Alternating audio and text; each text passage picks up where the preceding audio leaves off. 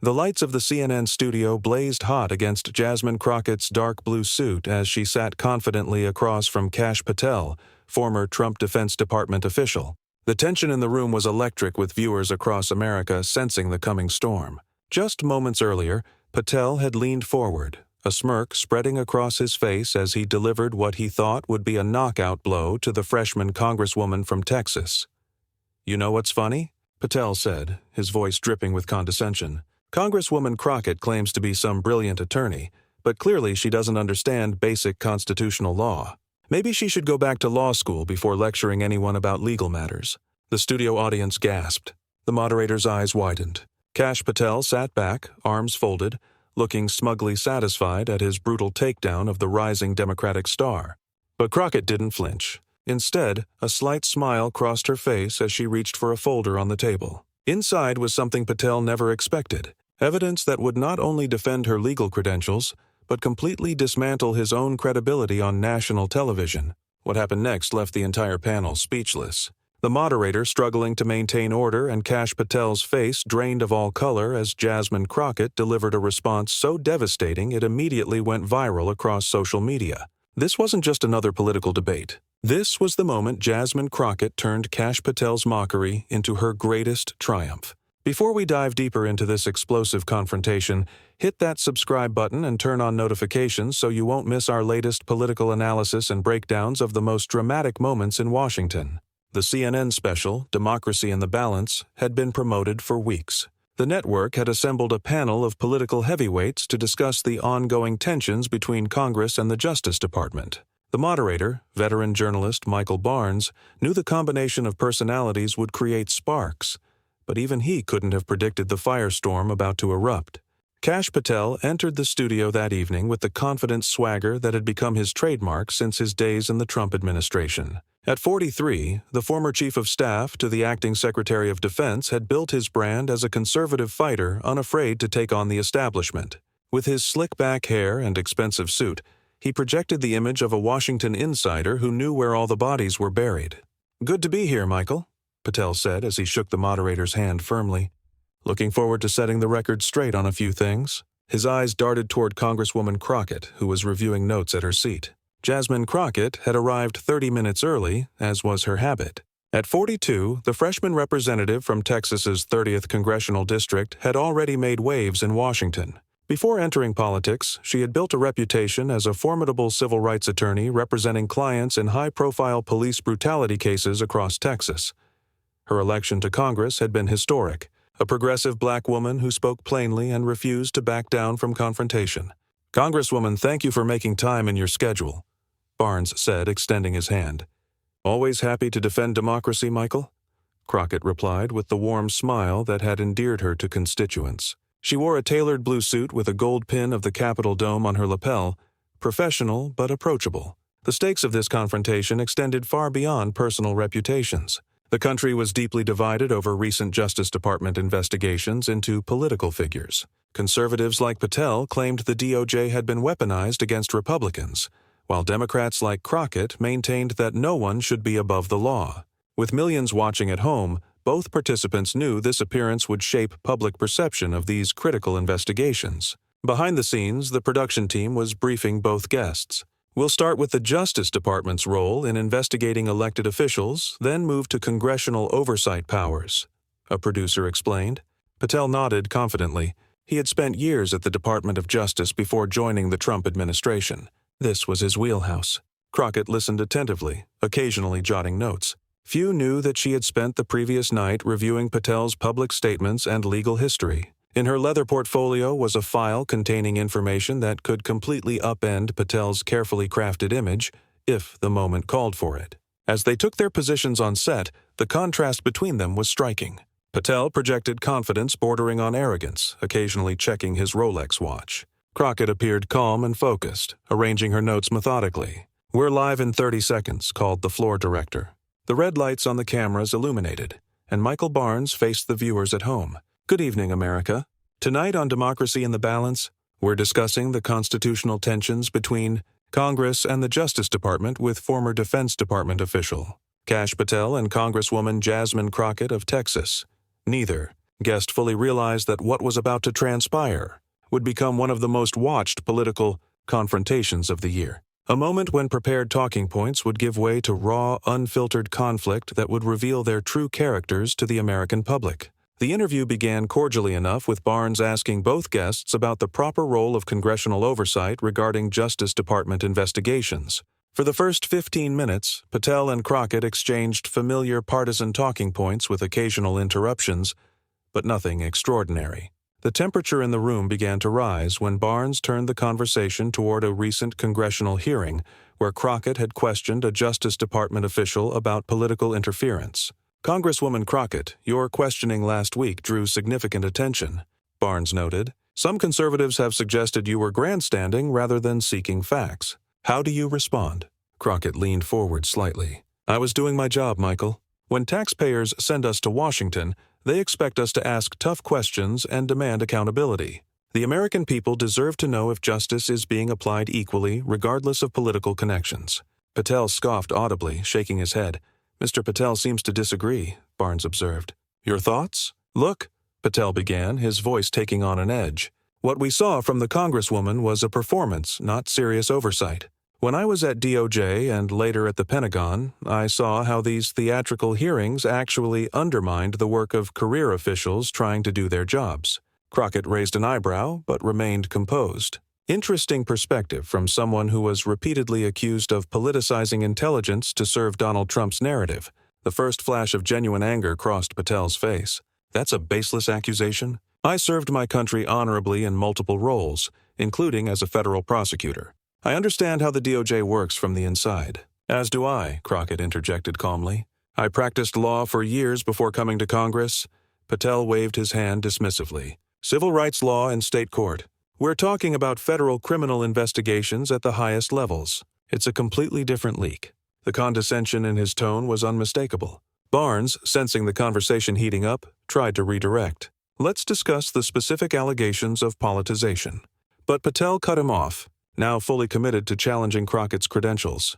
"The Congresswoman keeps positioning herself as some kind of legal expert, but her experience is extremely limited. I prosecuted national security cases, worked counterterrorism at the highest levels of government. With all due respect, handling traffic tickets and small civil cases in Dallas doesn't qualify you to lecture on how the DOJ should function." The studio fell silent. Barnes looked uncomfortable at the personal turn the discussion had taken. The camera caught Crockett's reaction, not anger as might have been expected, but something closer to satisfaction, as if Patel had walked directly into a trap of his own making. "Mr. Patel," she said, her voice measured and calm, "would you like to reconsider that characterization of my legal background, or should I correct it for you?" "By all means, Congresswoman," Patel replied with a dismissive gesture. "Tell us about the sophisticated legal work you did before joining Congress." Crockett nodded slowly, reaching for her folder. "I think it's important that viewers understand exactly who's sitting at this table discussing legal matters." As she opened the folder, Barnes attempted once more to regain control of the segment. "Perhaps we should return to policy rather than personal." "No, Michael," Crockett interrupted firmly. "When my qualifications are attacked, I believe I have the right to respond." Her eyes locked onto Patel.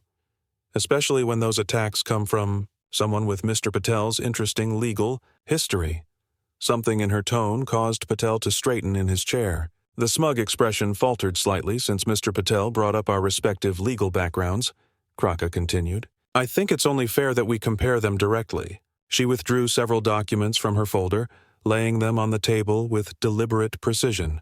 "Before I came to Congress, I wasn't just handling traffic tickets, as you put it. I represented civil rights cases that set precedent in Texas courts. I argued and won multiple cases before the Texas Supreme Court. I served as the president of the Dallas Criminal Bar Association. And unlike you, Mr. Patel, I maintained a perfect ethical record throughout my career." Panel's expression darkened. "What exactly are you implying?" "I'm not implying anything," Crockett replied, sliding a document across the table. "I'm stating facts. This is a copy of the disciplinary action filed against you when you were a public defender in Florida. Would you like to tell the viewers about it, or shall I?" The studio lights suddenly seemed much hotter as beads of sweat appeared on Patel's forehead. The confrontation had moved beyond partisan talking points into dangerous personal territory, and it was about to get much worse. The tension in the CNN studio was palpable as Kash Patel stared at the document Congressman Crockett had slid across the table. The cameraman zoomed in on Patel's face, capturing the exact moment his confident demeanor cracked. That's a mischaracterization," Patel stammered, not touching the paper. "Is it?" Crockett replied, her voice steady and clear. "These are public records, Mr. Patel. While you were a public defender in Florida, you were reprimanded for failing to disclose exculpatory evidence. For non-lawyers watching, that means evidence that could have helped your client." The moderator, Michael Barnes, looked stunned.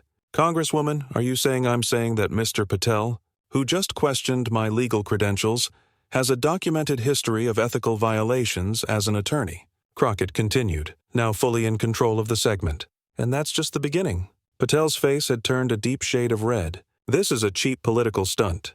You came prepared to attack me personally rather than discuss policy." Crockett smiled slightly. "I came prepared with facts, Mr. Patel, something you might consider trying." She turned to the moderator. "Michael, when someone questions my legal background and suggests I'm unqualified to discuss Justice Department matters, I believe it's relevant to examine their own record." She pulled out another document. After leaving the public defender office, Mr. Patel joined the Department of Justice. During his tenure, he was investigated for potentially mishandling classified information, an investigation that was later dropped when the previous administration took office. "That investigation was politically motivated and found nothing," Patel interrupted, his voice rising. "Perhaps," Crockett acknowledged, "just as you claim investigations today are politically motivated. The difference is, I'm not the one who came on national television claiming superior legal expertise while mocking a colleague's credentials." She turned to face Patel directly. "You suggested I need to go back to law school, but at least I passed the bar exam on my first try. According to public records, it took you 3 attempts to pass in Florida, one of the lower-ranking states for bar difficulty." The studio audience gasped. Barnes made another futile attempt to redirect the conversation. "Let's try to focus on policy rather than—" "One moment, Michael," Crockett said firmly, raising her hand. "Mr. Patel opened this door by attacking my qualifications. I'm simply walking through it." She turned back to Patel, whose earlier smugness had completely vanished. "You mentioned your experience with national security cases. What you didn't mention is that when you served as acting director of the National Counterterrorism Center, career intelligence officials expressed concerns about your lack of counterterrorism experience."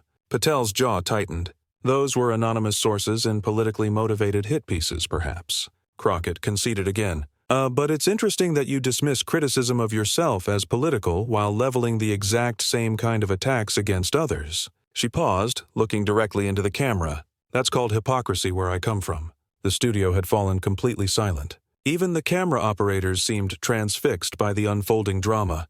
Crockett continued, her voice now taking on a professor-like quality. "Let me be clear about my legal background since Mr. Patel seems confused.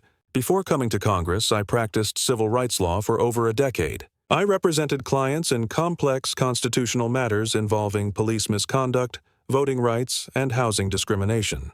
I argued before federal courts, won landmark cases, and yes, even handled criminal matters." She leaned forward slightly. As I spoke, her voice turned, and throughout my entire legal career, I maintained an impeccable ethical record. No reprimands, no investigations, no questions about my conduct or competence.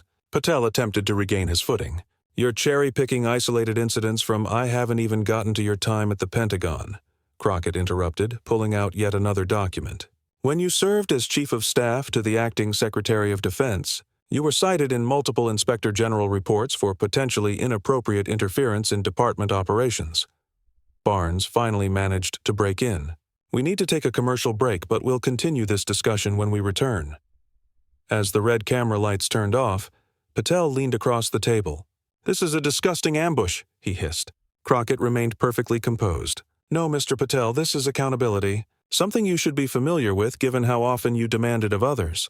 When the cameras began rolling again, Barnes attempted to shift the conversation back to policy. "Let's discuss the current investigations."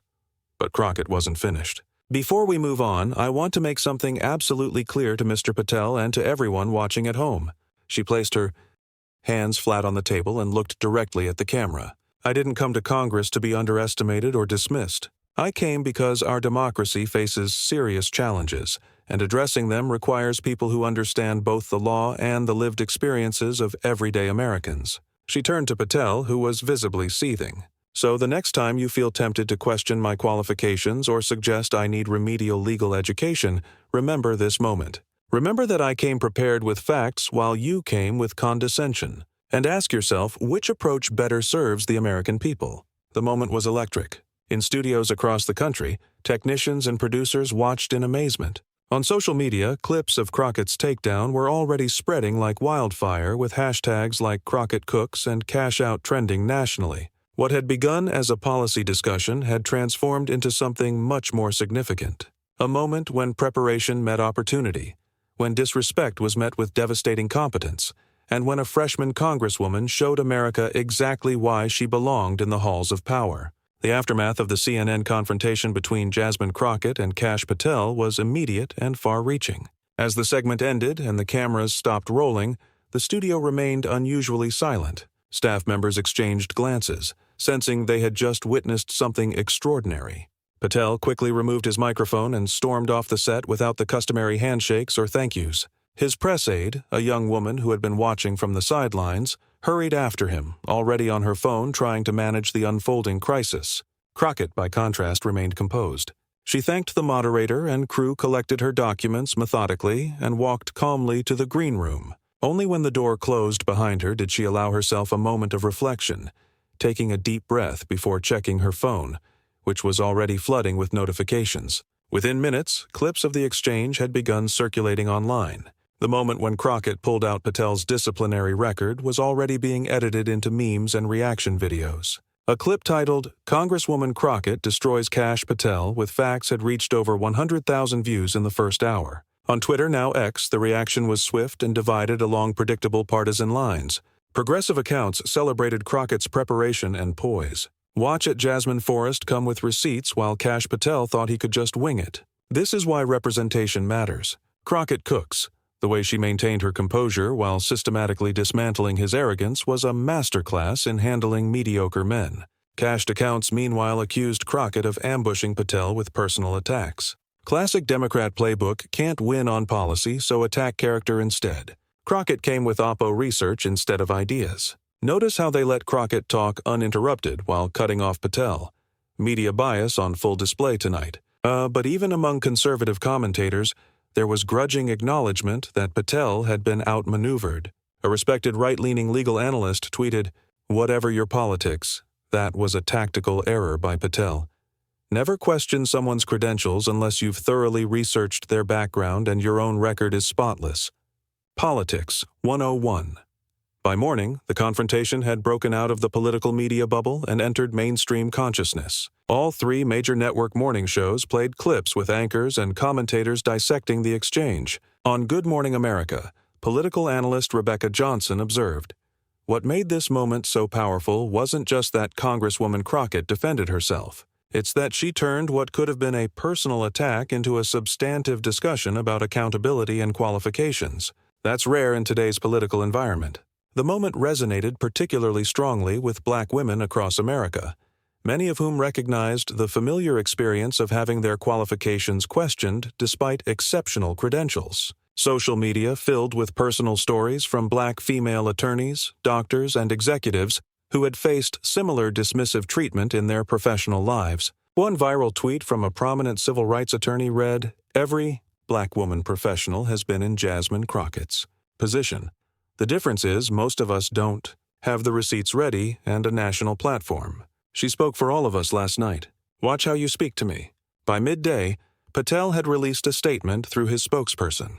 Last night's CNN segment was meant to be a substantive discussion about important constitutional matters. Unfortunately, Congresswoman Crockett chose to ambush me with cherry-picked incidents from my long career in public service. While I regret that my comments about her legal background were misinterpreted as disrespectful, I stand by my concerns about congressional overreach into Justice Department operations. This statement only fueled another round of commentary, with many noting that Patel had not actually apologized or addressed the specific ethical issues Crockett had raised. Crockett herself had been more strategic, declining immediate interview requests and instead issuing a single measured statement. Last night, I defended not only my own qualifications, but the principle that public servants should be evaluated on their merits, not dismissed based on preconception. I came to Congress to work on behalf of my constituents and our democracy. I hope future discussions can focus on those substantive issues rather than personal attacks. The statement was accompanied by a link to her congressional website outlining her legislative priorities, a deft move that channeled the sudden attention toward her actual work. In Washington, the political implications began to unfold. Democratic leadership, recognizing Crockett's sudden prominence, scheduled her for several high-profile media appearances in the coming week. The party's digital team began featuring clips from the exchange in fundraising emails, with one subject line reading, "She came prepared." Will we? For Patel, the fallout was more complicated. Conservative media allies attempted damage control, scheduling friendly interviews where he could present his side without challenge. But behind the scenes, several Republican strategists expressed frustration with his performance. He took the bait completely. One anonymous GOP consultant told Politico, "You never punch down at a freshman member unless you're absolutely sure you've got the upper hand. This is going to follow him." The confrontation's reach extended beyond immediate politics. Law schools reported that the clip was being shared in trial advocacy classes as both a cautionary tale about proper preparation and an example of effective rebuttal technique. A week later, polling data revealed a subtle but significant shift. Crockett's name recognition had jumped 15 points nationally, with particularly strong gains among young voters and women. More importantly, her favorability rating showed positive momentum, with many respondents citing her intelligence and preparedness as appealing qualities. For Patel, the numbers were less encouraging. While his core support remained intact, his favorability among independents had dropped, with words like arrogant and unprepared frequently appearing in respondent comments. Perhaps the most lasting impact came a month later when Crockett was appointed to the powerful House Judiciary Committee, a rare assignment for a freshman member. Political analysts noted that her performance against Patel had demonstrated precisely the kind of legal acumen and quick thinking the committee required. During her first hearing in this new role, a senior Republican member who had previously been dismissive addressed her with notable respect.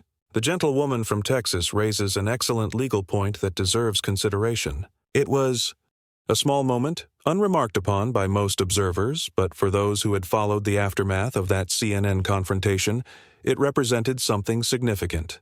A freshman congresswoman who had turned condescension into opportunity and established herself as a force to be reckoned with in Washington. The confrontation between Jasmine Crockett and Kash Patel would be referenced for years to come in campaign ads, in political science classes, and in countless think pieces about gender, race, and power in American politics.